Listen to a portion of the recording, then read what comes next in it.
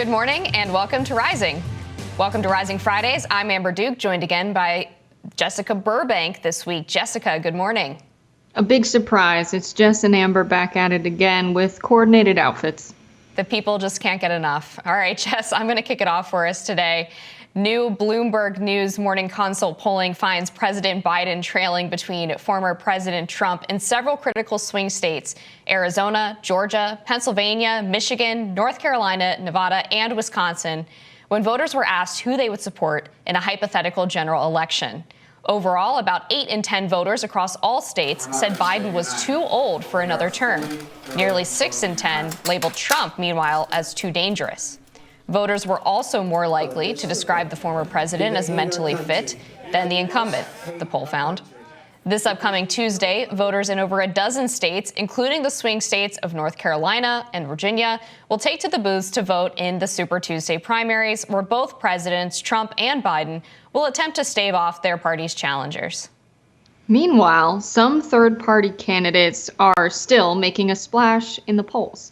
In a hypothetical matchup, Robert F. Kennedy Jr. earned between 6 and 10% of voter support across swing states, including Arizona, Georgia, Pennsylvania, Michigan, North Carolina, Nevada, and Wisconsin.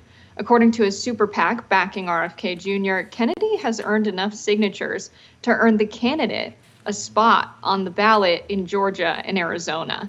So that's huge. Also, we have to report that Marianne Williamson ended up finishing third in Michigan, which a lot of people weren't suspecting. That led to her unsuspending her presidential campaign. She finished above Dean Phillips by about 2,000 votes, coming in third behind, 10,000 uncommitted voters. Doesn't say much, but she's still in the race apparently, or rather is back in after leaving the race.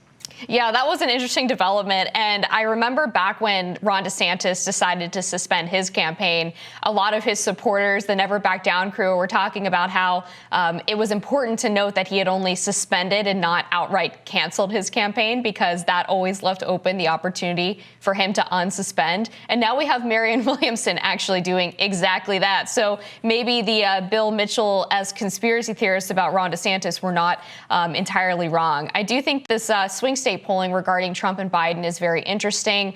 We saw similar results before the first primary contest, in which Trump ended up just destroying his competition in Iowa and New Hampshire.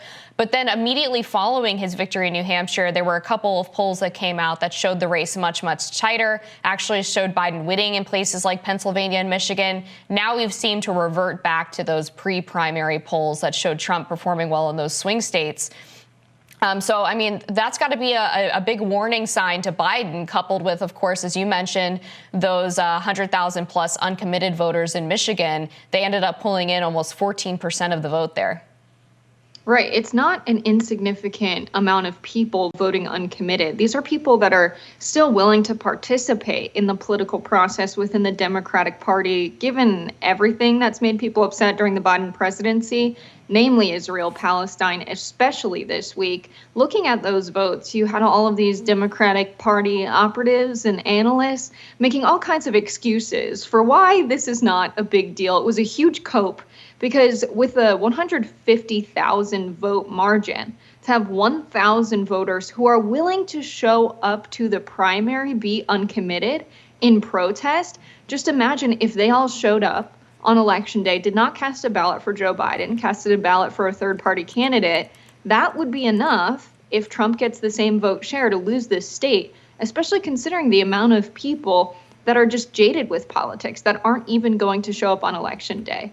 And things are getting difficult for third-party candidates. It's not likely that there's going to be an extremely viable third-party candidate to vote for in the general election, besides RFK Jr. and Cornel West. But candidates like Marianne Williamson and Dean Phillips, they're in a really difficult spot. Cenk Uygur as well, if we can consider him, he's still in the running. But you need so much infrastructure to get those signatures, to get on the ballots. That's the biggest way the party machine dictates who the candidates, the members of the party, can choose from when it comes time for a primary. they can say, you know what, we're discounting X, Y, and Z signatures because they're not verifiable. You have to get like 5 times the amount of signatures required. It just requires so much money to have organizers canvassing, going door to door to get the amount of signatures needed on the ballot. And then still it's up to party officials whether or not they want to accept those signatures. So it's an, really ridiculous process to just get on the ballot. Yeah, I think we would be remiss to not talk about the recent updates in regards to some of Trump's legal troubles. They almost seem to be miraculously clearing up in some ways, which is another, of course, bad sign for Joe Biden, and as well as Nikki Haley, who is sort of relying, it seems, on a black swan event to take out Trump so she can end up winning the GOP nomination. The Supreme Court has decided to go ahead and take up Trump's arguments that he is immune from prosecution based on things that he did while he was president. Namely, this would be in regards to the Georgia case, alleging that he had tried to change the outcome of the election. And just based on legal experts I've been talking to, they seem to think that the Supreme Court will hand down some kind of narrowly tailored decision wherein they would say that the president enjoys some level of immunity, but only if they have not been convicted by the Senate through the impeachment process of committing whatever alleged crime they're accused of. And of course, Trump was never convicted of what happened on January 6th in terms of trying to foment an insurrection or change the outcome of the election. So that would potentially give him immunity in that case if the Supreme Court does rule that way. They also, of course, recently heard oral arguments in the cases regarding ballot access, particularly in Colorado. A couple of other states have since decided to try to strike Trump from the ballot. Probably going to get a 7-2, if not 9-0 decision in favor of Trump on that based on the way the oral arguments went. And then we also have the recent developments in Georgia with Fani Willis and Nathan Wade, where those two had some text messages coming out that suggested their relationship had started well before Nathan Wade was appointed to the prosecutor's office. And then I should also mention on the SCOTUS immunity case that would also cause a lot of trouble, at the very least a major delay for Jack Smith's January 6th case out of D.C. Right. Yeah. It really seems like even some of the, more liberal judges are siding seemingly with Donald Trump in the Colorado case. They seem to be very skeptical of the decision to remove him of the ballot, which many people were surprised to hear. But, Supreme Court justices make decisions based on a lot of precedent that we aren't aware of, based on, a lot of laws that aren't common knowledge. So really curious to see, the ultimate decision made in that case and what the basis of their decision was. But it does seem like the legal troubles that have plagued Trump are clearing up to some degree. But let's not forget, it is the case that Trump's base were pretty much okay with his legal troubles to start with. You had polling show that, if Trump was convicted of a felony, would you be likely to vote for him? And a lot of current Trump supporters said no. But I don't think any of them considered his current legal cases against him. I think a lot of them just said, well, that would be like if Trump murdered someone in the street today. So I really think they see this as political prosecution. But nevertheless, I think we're going to see a case come out of Georgia. I hope Fani Willis decides to step aside. What's been going on is a bit ridiculous. Additional witnesses testifying, the most recent one saying she didn't know what time they started their relationship. And that's been, the main focus of this case, to see if they lied about that. When really what we should be thinking about now when it comes to Georgia and Donald Trump's case is whether or not, he really did try to overturn the results of the election in Georgia. But it seems that we're never, ever going to get to that point. But at the end of the day, I don't think voters are making a decision on that.